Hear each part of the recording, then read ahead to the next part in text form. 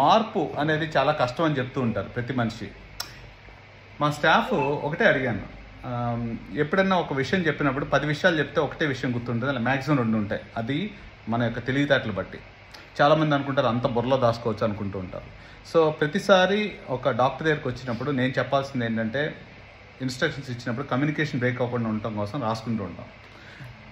నాకు ఇంత చదువు ఉండి నేను ప్రపంచం అంతా తిరిగి వచ్చి ఆక్స్ఫర్డ్, కేంబ్రిడ్జ్ పెద్ద పెద్ద దేశాలు యూనివర్సిటీలో చదువుకుని వచ్చిన నేనే ఒక బల్పం పట్టుకు రాసుకుంటున్నాను. ఎందుకు పేషెంట్ చెప్పిన ప్రతి పదం నేను మర్చిపోకూడదు, డిక్టేట్ చేశారు మంచిగా ఉండాలని.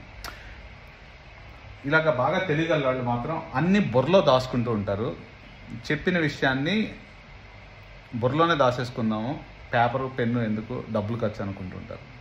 సో ఇది కల్చర్ చాలా రోజులు మార్చడానికి ట్రై చేస్తూ ఉంటే మారదు. ఏమవుతుంది, ఏం మారుతుంది? జాబ్ మారుతుంది, లేకపోతే ఇంకో హాస్పిటల్ మారుతూ ఉంటారు.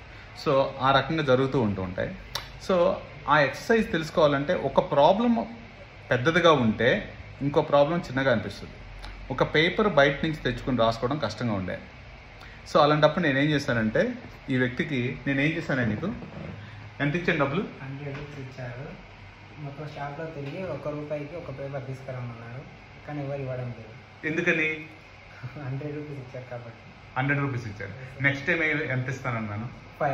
500 ఇచ్చి ఒక పేపర్ తెమ్మన్నా. అది ఇంకా కష్టం. ఇంకా కష్టం సార్. ఎందుకని?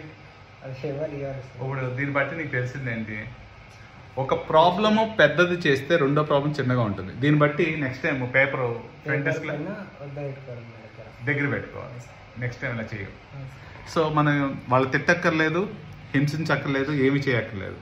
మనం చేయాల్సింది ఏంటంటే నీతి నిజాయితీతోటి. ఇంకొక ప్రాబ్లం అంటే ఇప్పుడు నేను చెప్పింది ఏంటి, ఒక 100 రూపాయలు ఇచ్చి 1 రూపాయి పేపర్ తీసుకురమ్మన్నాను. పాపం ఇతను 1 గంట సేపు ప్రతి షాప్లో బతిలాడాడు, ఎవరు ఇవ్వనన్నారు. సో దీన్ని బట్టి నెక్స్ట్ టైం ఏం తెలుసుకున్నా అంటే, ఆ పేపర్ మా ఫ్రంట్ డెస్క్లో ఉంటేనే తెచ్చుకున్నాను. అది ఇంకా చిన్న పని, ఎందుకంటే 2 తలుపులు దోసుకుంటే ఒక పేపర్ వస్తుంది. ఇది 1 గంట సేపు రోడ్ల మీద తిరిగి ప్రతి షాప్లో అడిగితే ఇవ్వట్లేదు. సో నేను చెప్పాల్సింది ఏంటంటే, మీ ఇంట్లో పిల్లలకు కానీ ఎవరికన్నా ఒక డిసిప్లిన్ నేర్పాలంటే వాళ్ళు తిట్టక్కర్లేదు, కొట్టక్కర్లేదు. ఇంకొక ప్రాబ్లమ్ని నీతిగా నిజాయితీగా వాళ్ళకి తెలిసే విధంగా చెప్పగలిగితే ప్రతి ఒక్కళ్ళ మార్పు వస్తుంది. సో నేను ఈ దేశం వచ్చినప్పుడు ఫస్ట్లో అనుకునేవాడిని, ఎలా చెప్తే అవుతుంది, తిడితే అవుతుందా? అవదు. ఎందుకంటే వాళ్ళు ఒక జాబ్ ఇంకో జాబ్ మానుతూ ఉంటారు, మనం తిట్టుకుంటూ ఉంటారు. వాళ్ళు చేయాల్సింది ఏంటంటే అవగాహన. ఎవరికి కష్టపడాలని అస్సలు అనిపించదు ఇక్కడ. ఆ కష్టాన్ని సాఫ్ట్గా చెప్పగలిగితే, ఇలాగ 100 రూపాయలు ఇచ్చి 1 రూపాయి పేపర్ తెమ్మంటే అది ఇంకా కష్టంగా ఉంది ఇక్కడ.